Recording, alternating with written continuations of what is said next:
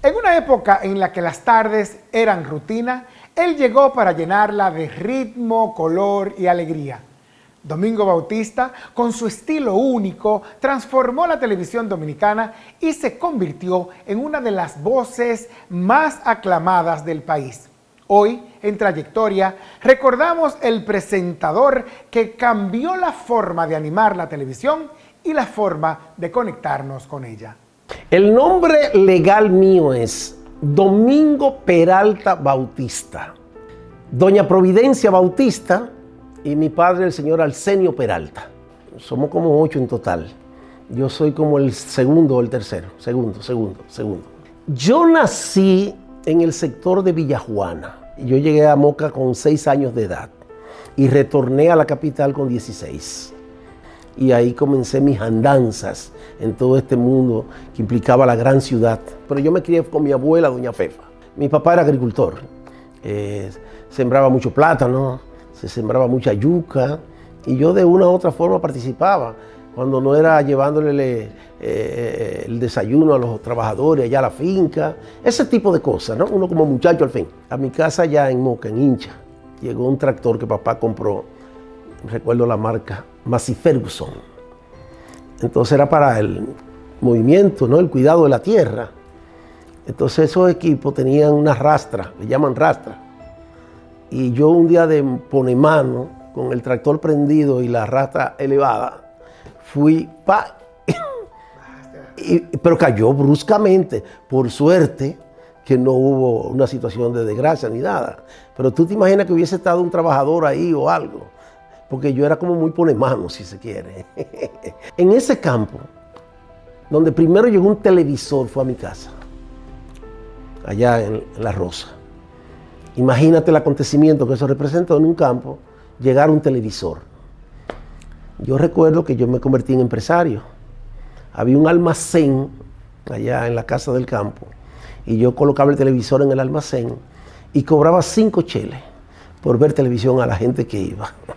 Yo siendo un muchacho, televisión, eso me impactó. Y desde ahí siento yo que nació esa vocación o ese espíritu o esa tendencia hacia la comunicación.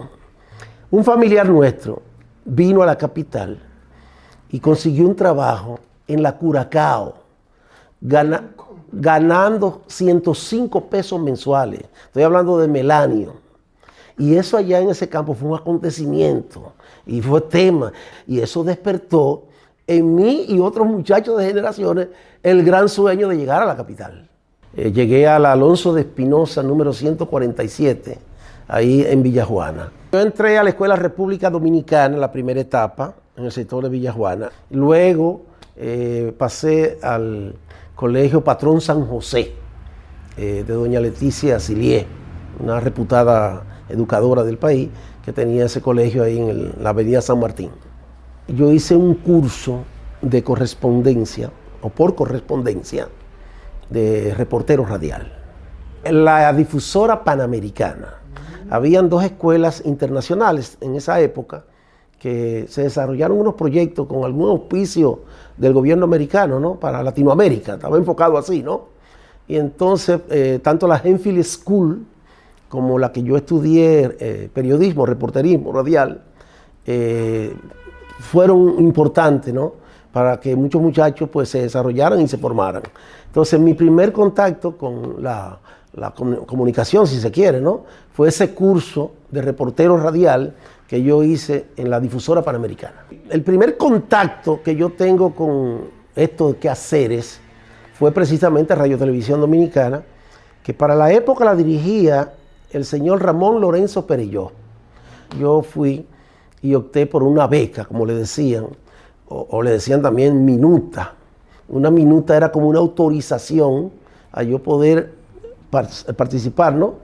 En lo que era el día a día de departamento fílmico del Canal 4. Mi primer contacto con la radio lo logré a través de don Pedro Gil Iturbides, que era director de la estación HIJB y tenían el noticiario Noticias Hoy. Don Pedro Gil Iturbides, yo lo contacté, que era usuario en la época, en el sector de Villajuana. Ahí terminaban la confrontación de la policía con los familiares de los dirigentes de izquierda. Era usual que siempre había como un problema cuando habían muertos, que la policía le quitaba el cadáver a los familiares y la policía lo enterraba. Entonces, en una de esas cosas, don Pedro Gil Iturbide estaba haciendo un reporte desde uno de los colmados de ahí, de la zona, y yo lo abordé. El director de prensa de HIJB en esa época lo era Rafael Razut, un reputado periodista, que después fue director, jefe de redacción del periódico El Caribe y eso. También tuve una segunda oportunidad como reportero radial a través de la emisora Radio Clarín. Usted escucha a Radio Clarín, con transmisiones en español las 24 horas del día en las frecuencias de 860 kHz AM. Y una última emisora que también participé como reportero fue La Voz del Trópico, Radio Reporte, que dirigía el periodista cubano don Mario Rivadull. Siendo rebuses que se daban con mucha frecuencia, ¿no? Policía, estudiantes. Liceo Juan Pablo Duarte. Era habitual que siempre había una situación de confrontación en el altar de la patria. Ahí yo estaba con un periodista que después fue muy notorio, ¿no? Y trascendente, con un reportero gráfico que se llamaba Alfredo Freites. Yo era fotógrafo y me habían votado el listín diario por comunista. Pues estando nosotros ahí en el altar de la patria cubriendo las incidencias, Con todos los periodistas nos encontramos una fuente. vino una patrulla policial en una perrera, le llamaban, y nos zumbaron para las perreras. Con todo el libreta en la mano y él con un grabador, nos zumbaron. En ese momento él era un muchacho, pero era muy trabajador y muy activo y se colaba por cualquier sitio. Y nos llevaron al servicio secreto de la policía. Los otros periodistas que estaban ahí, ya te puedes imaginar, y una vez comunicaron a los medios lo que estaba pasando y la noticia se expandió. Entonces, el coronel Francisco Jerónimo Graciano de los Santos, que era el director de comunicación de la Policía Nacional en esa época, se apareció al servicio secreto a buscarnos y a presentarnos excusas por la acción de los policías. Su presencia era sinónimo de las tardes, pero su impacto trascendió cualquier horario. Domingo Bautista nos enseñó que el buen comunicador no solo informa o entretiene, también inspira. Continuamos con Trayectoria, donde seguimos celebrando vidas que valen la pena contar.